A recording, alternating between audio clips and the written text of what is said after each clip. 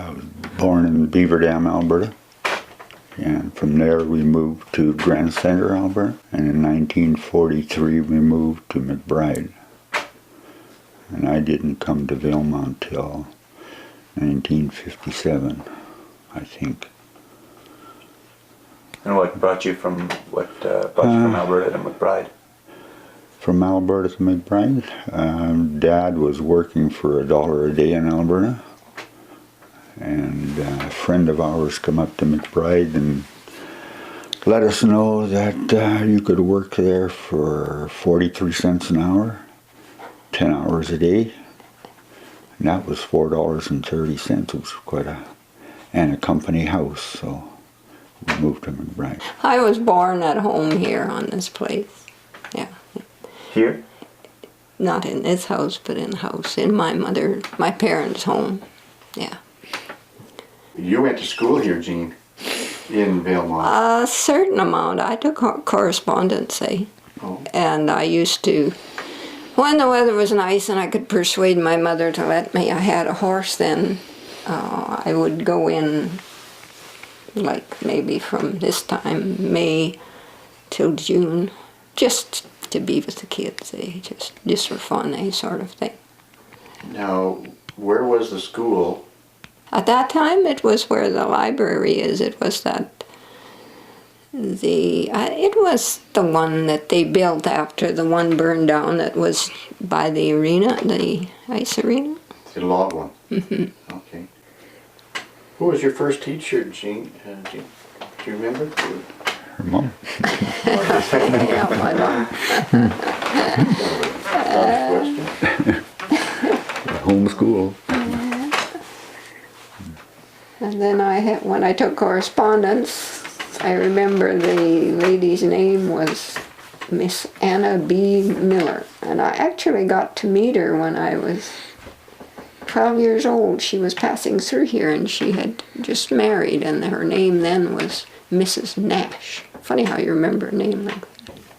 So she would send you lessons by mail, and then you would send back your answer sheets or whatever. Mm-hmm. There was no radio, no TV, or anything like that. So what did you guys do for fun? Well, I guess not in my time, but when the boys were young, they used to come over to here and have parties in the house. Like Don and Min Gordon came over. He played the violin, and my dad played the mouth organ, and there was always somebody could play something, you know.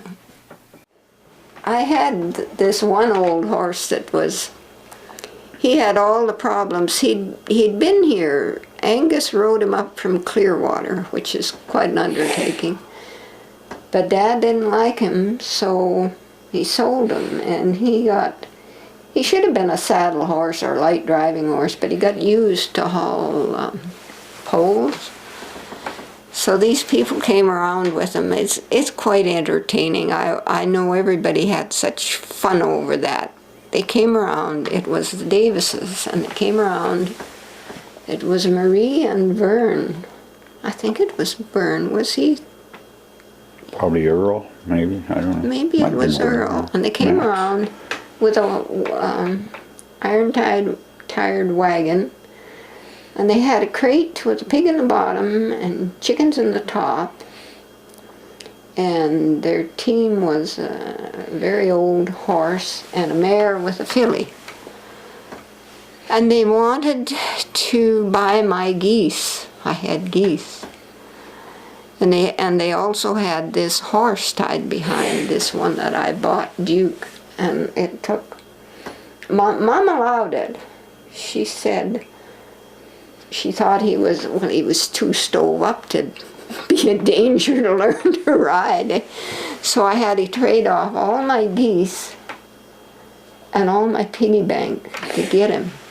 And the part that I remember, because Dad was away at the time, the part that I remember was when Dad came home, he looked at him and he said, "You paid $40 for that." Oh, he was disgusted. But I did learn to ride on him, and he was, how would you say, he wasn't afraid of me, he was afraid of men because he'd been abused. And and I did fine with him. And that's how I learned to ride, but it was he had Sweeney's, lumps on his shoulders from pulling too much, and he had the heaves, so when I would start out, I always had to give him a shot of pine tar on a stick to settle his throat. And by the time we got up the hill, he'd be all right on the way over to Jean's. I was 11 when we first moved to McBride. Yeah. That's when you started working, wasn't it? No, I started working steady when I was 14. So. But at that time, there was all kinds of jobs around McBride that like I was 11, I was carrying wood for the cookhouse there. They had a big camp there, about 80 men. And I was carrying wood for the cookhouse and packing water, and it was all kinds of little jobs, eh? Yeah. Was there a school in McBride then? Yeah. Yeah. Yeah, there was 2 schools in McBride then. There was an elementary school and a high school there. Yeah. Was the hospital there then? Not the one that's existing now, but the old Red Cross hospital was in McBride then. Yeah. And very few cars. And then all of a sudden, McBride started growing, eh? Yeah. And then there was, it's hard to believe, but in the 50s, there was actually 4 automobile agencies in McBride. Like you could buy a Ford, a GM, an International, a Dodge, and a Willys Streep.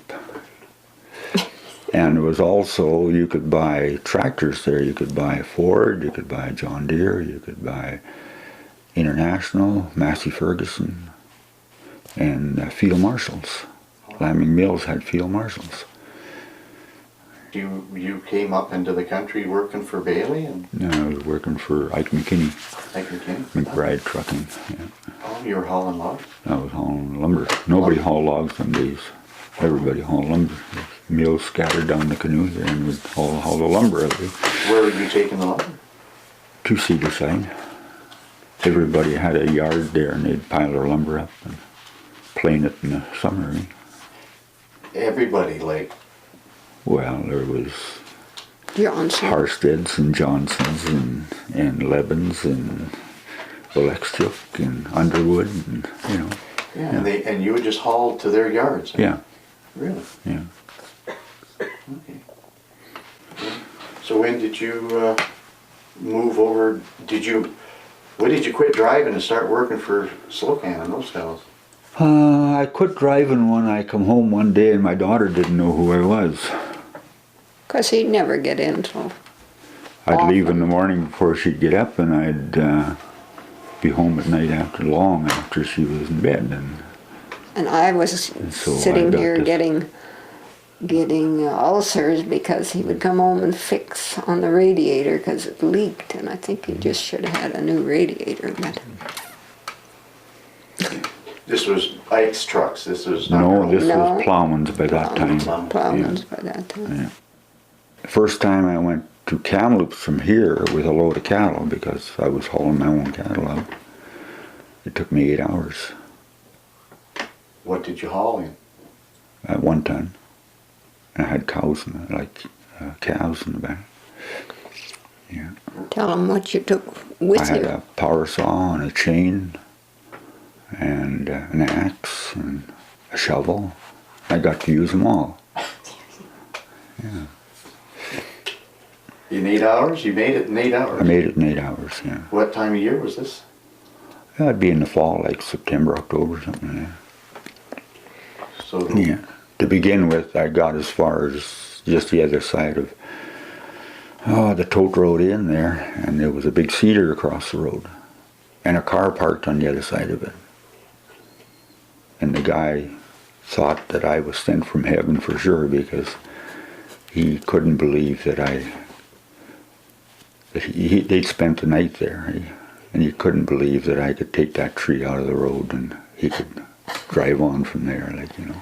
And just past where that tree was, that's why that person wouldn't turn around and go back. There was a sand hill there, and the sand used to slide down, and it covered one track. Usually covered the one track usually because there was enough people going through that they'd shovel that one out over the bank, and it was a long ways down to the Thompson there. That's what you looked So at. Was if you didn't have a shovel, you'd be going like this, and it was kind of scary, and especially to people that weren't used to that kind of stuff. And that's where I got to use my shovel. I had to shovel that track out. Yeah. 8 hours later, I got into Just town. imagine that when you stand still, the cows would be just rocking that old truck Sold like my this. cows and come back with my big check. Ooh.